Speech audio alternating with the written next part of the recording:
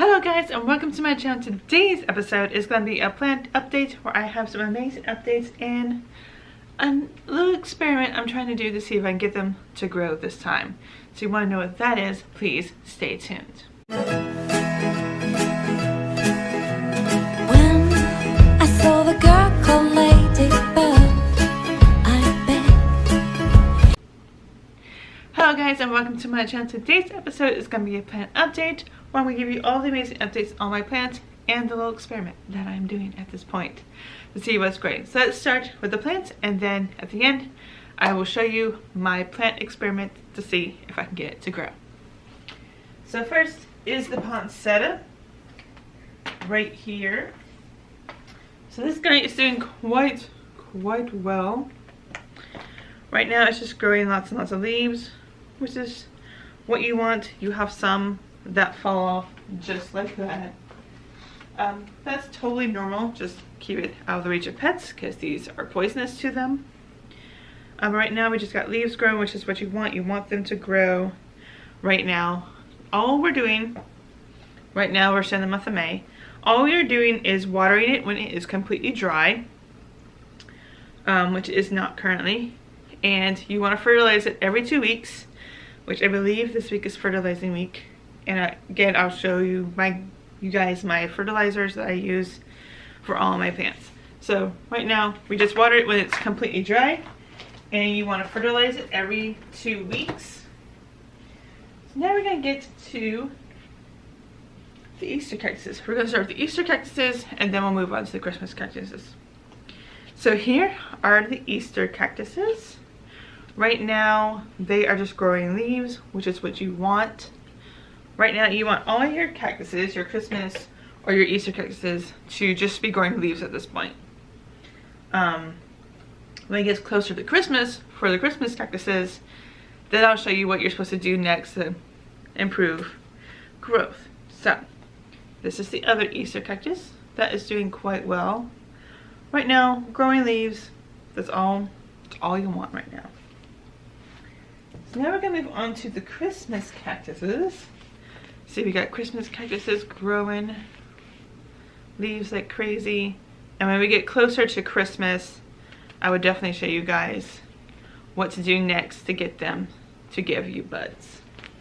So I did it last year and it worked for me, so definitely show you what to do this year. So we got this guy right here.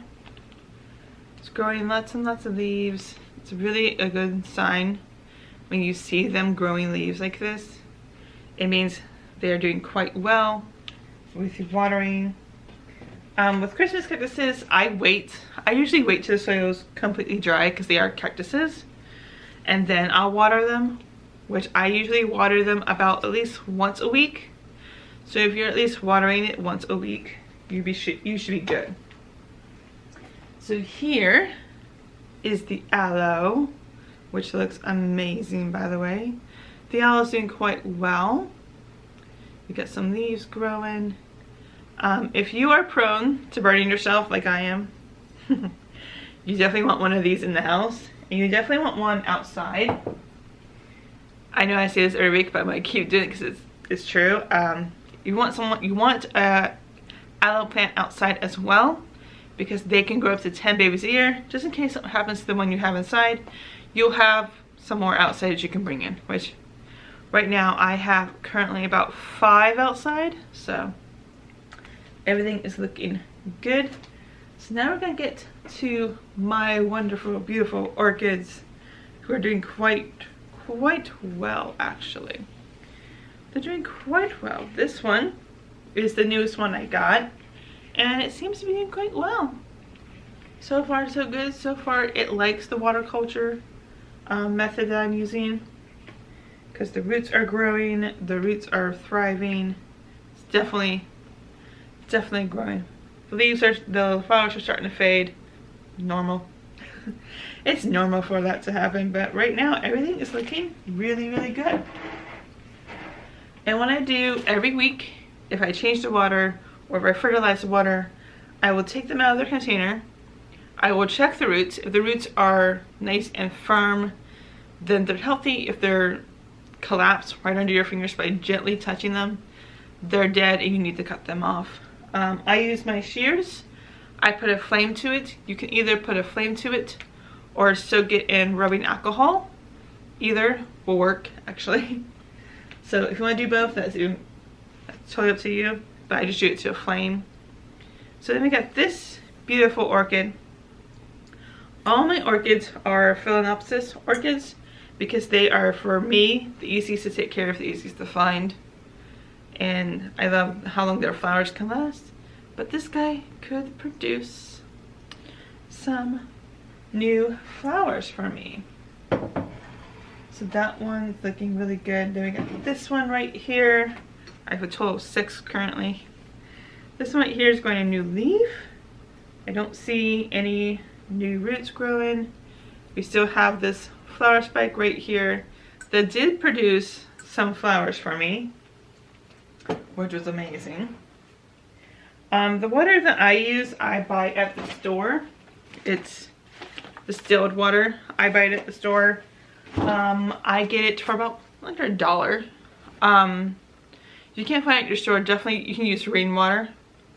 If you're going to use tap water, you would have to test the hardness of your water. So I just use either rainwater, because I have a rainwater collector outside, or I just use distilled water, whichever I can get my hands on at the time.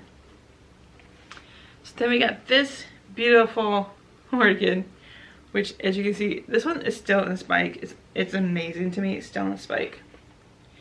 When you're seeing drinking lots of water, means it's loving what you're doing to it.